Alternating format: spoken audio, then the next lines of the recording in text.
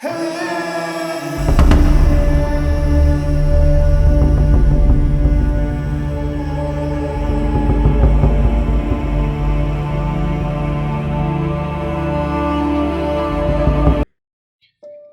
به اشاق علوم غریبه تیا هستم. تو این اپیزود میخوایم بپردازیم به مشکلی که خیلی ها رو امروز روز درگیر کرده. افرادی که حتی دلشون نمیخواد خودشون از دعا و طلسم و جادو استفاده بکنن ولی قربانی محض این قضیه شدن. بله، رقابت ها، حسادت ها، انقدر این دعانویس های پیزوری زیاد شدن که هر گوشه و کناری رو نگاه میکنی یک شخصی رو میبینی که به سادگی با داشتن اسم شما و اسم مادرتون براتون ابجد میکشه و وفق‌هایی مثل جدایی، مثل گره مالی و انواع بدبختی ها رو میندازه تو زندگیتون. و اگر واقعا سر در بیاره از علوم غریبه، میتونه موکلین رو تو زندگیتون بفرسته که زندگیتون رو به یک کابوس تبدیل کنه. بله، وقتی که بخواید ابطال انجام بدید باید سورس جادو رو پیدا بکنید. سورس جادو چه یک وودودال باشه، چه یک تخم مرغ باشه، چه پارچه‌ای باشه که در قبرستان دفن شده، هر جایی که جادو انجام شده باید برید، بکنید، پیدا کنید و از بین ببرید. بستگی داره این جادو از چه روشی استفاده شده باشه. اگر وودوی آفریقایی باشه باید جادو سوزونده بشه. اگر از کریستال استفاده شده باشه در جادوهای سطح بالا باید ابطال 4 جهت بشه، به شمال، جنوب، شرق، غرب جغرافیایی کریستال ها شکسته بشه و جدا بشن از هم. و انواع جادوهایی هست که جادوهای خوراندنیه. اگر این وفر رو با حبر روحانی نوشتن و ریختن به یک چایی، ریختن به یک غذایی و دادن خوردید، اون وقت چی؟ یا اگر در یک لباسی در کمد شما پنهان کردن، در تخت خواب شما، اون وقت چی؟ خیلی از این موارد قابل پیدا کردن نیست. تنها راهی که براش میمونه ابطال از راه دوره. اگر به روحانیت‌های خاصی اعتقاد دارید، به دلیل همسویی انرژی میتونید از محافظت اون روحانیت‌ها استفاده کنید.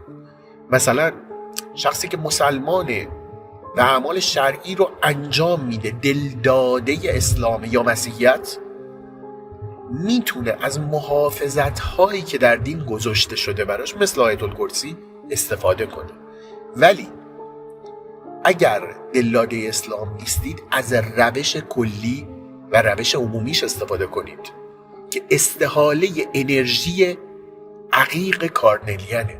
تنها سنگی که برای ابطال استفاده میشه، این رو بدونید، این سنگ یک جادوه، بزرگترین محبتیه که در بین این بشر کودک قرار داده شده که ما بتونیم از گزند ماورا در امان باشیم و واقعا یک سپر مدافع تمام عیاره در برابر جادوها. انسان‌ها از خیلی قدیم متوجه شدن که از خواص این کریستال میتونن استفاده بکنن که از جادو در امان باشن و مراعاتش هم خیلی ساده است. باید داخل شعاع محافظتی این عقیق بمونید و چله نشینی کنید. وقتی کسی شما رو نفرین میکنه داره برای شما انرژی منفی میفرسته. وقتی کسی آه میکشه داره برای شما انرژی منفی میفرسته. وقتی کسی علیه شما از جداول جادویی استفاده میکنه و انواع مربع‌های جادویی رو رسم میکنه، داره رو مقتصات شما این انرژی رو تجمع میده و نیاز نیست حتما یکی محل زندگی شما رو بلد باشه تا بخواد در خانه شما چیزی رو بذاره. نه، از هر جایی فقط با دونستن اسم مادر شما یا داشتن عکس شما، ببینید چقدر دردناکه، یا خوروندن یک مایه به شما، به راحتی میتونه همیشه این انرژی منفی رو تجمع بده در زندگی شما که به 4 وجه زندگیتون برخورد میکنه. اول، مسائل مالیتون رو گره میزنه. پول گره میخوره به سادگی. دوم، عشق رو گره میزنه بی دلیل. روابط شما به هم میخوره و با کسی که باید عاشقانه عاشقش بشید نیستید و هر روز سردتر میشید. سوم، سلامت شما رو به خطر میندازه. و چهارم، آبروی شما رو زیر سوال میبره، تمام اعتبار شما رو میشکنه. بله، این 4 وجهیه که در جادوی سیاه هدف قرار میدن. موکلین ساده مثل همزادهایی که دشمنی میکنن با ما و خیلی از افراد همزاد شیطانی دارن و دلشون میخوان دفع بکنن و همزادشون هماهنگ نیست باهاشون، از عقیق استفاده میکنن. یا شخصی جایی براشون وفق گرفته و دعا استفاده کرده، با عقیق استفاده میکنن و ابطال میکنن. ولی وقتی جادوهای پیچیده‌ای در کاره، مثل موکلین چند طبعی، مثل شیاطین 72 دیمن سلیمان، دیگه نمیشه با یک عقیق و یک کریستال ابطالش کرد. باید از یک مجموعه کریستال یا گرید چاکرای اول استفاده کرد. این کریستال ها خاصیتشون اینه هر جایی که باشن انرژی های منفی نمیتونه تجمع کنه. هر کسی به این کریستال نزدیک باشه در امان خواهد بود. و گرید کریستالی چاکرای 1 متشکل از 57 کریستال، یک عقیق کارنلیان بزرگ که در مرکزه.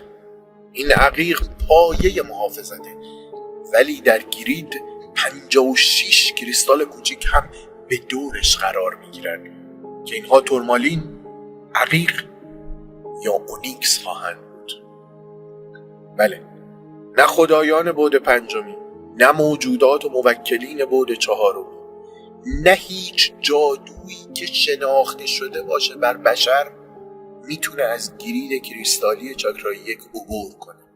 حتی با چیدن این گرید همزاد شما با شما رفاقت خواهد کرد و در جهت محافظت از شما تلاش میکنه. این گرید خانه‌ای خواهد بود برای همزاد شما و اگر طبع این همزاد به شما نخونه، منبابی رو فراهم میکنه برای دوستی شما یا اصلاح قریب با این همزاد. پس 2 شیوه بسیار عالی رو برای ابطال امروز آموزش دادم. یک، برای جادوهای ابتدایی فقط عقیق کافیه. نیاز نیست بگردید سورس جادو رو پیدا بکنید. اون کاریه که در دسترس بود. اگر در دسترس بود بسیار خوبه، وگرنه با استفاده از عقیق میتونید تمام این جادوهای پیشین رو باطل کنید و از جادوهایی که در آینده ممکن علیهتون استفاده بکنن جلوگیری کنید. و 2، اگر این جادو بیش از حد حرفه‌ای بود یا موکلینی استخدام شده بودن که هدفشون آزار شما بود، هرچقدر هم که این موکل قدرتمند باشه از گرید چاکرای 1 نمیتونه عبور کنه. یعنی مجموعه کریستالی چاکرای اول، نه فقط عقیق، به علاوه 56 کریستال که طبق زایچه شما، یعنی ساعت تولد، روز تولد و محل تولد شما چیده خواهند شد و فقط یک هدف دارن: هیچ گزندی به شما نخواهد رسید. و برای اساتید ماورایی که به شکار اشیاء جادویی میرن، به دنبال گنجینه ها و دفینه ها، باید با محافظین مقبره درگیر بشن. و برای شکار موکلین خاص به نقاط خیلی وحشتناک و دور افتاده سفر میکنند. تنها چیزی که توصیه میکنم استفاده از انگشتر مایکله. بالواقع که استفاده از این سگ ماورا اینجا به درد خواهد خورد و ما اعتقادمون و مکتبمون بر اینه سر تعظیم به هیچ روحانیتی فرود نمیاریم. انسان موجود برتریه، موجود محترمیه. وقت اون رسیده که از زیر یوغ خدایان بعد پنجمی و بردگیشون نجات پیدا کنه و با احترام بهشون عشق بورزه و اونها هم برای این موجود کوچک و کودک کاری رو انجام بده. و برسیم به معرفی برنده اپیزود قبل، یا بهتر بگم برندگان اپیزود قبل. بسیار راضی بودم افراد زیادی تونستن چشم سومشون رو باز بکنن و با فرکانس من یکی بشن. عدد 369 بود.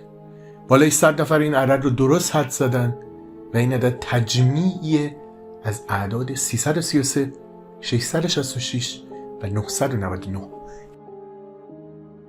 چاکرای 3، چاکرای 6 و چاکرای 7. در شروع سال جدید میلادی هستیم و هر کدوم از این 4 تا اعداد معانی بسیار خاصی داره. تو اپیزود بعد درباره نامرولوژی و پیام‌های مخفی ماورا به شمایی که این اعداد رو انتخاب کردید براتون صحبت میکنم. کریسمستون مبارک.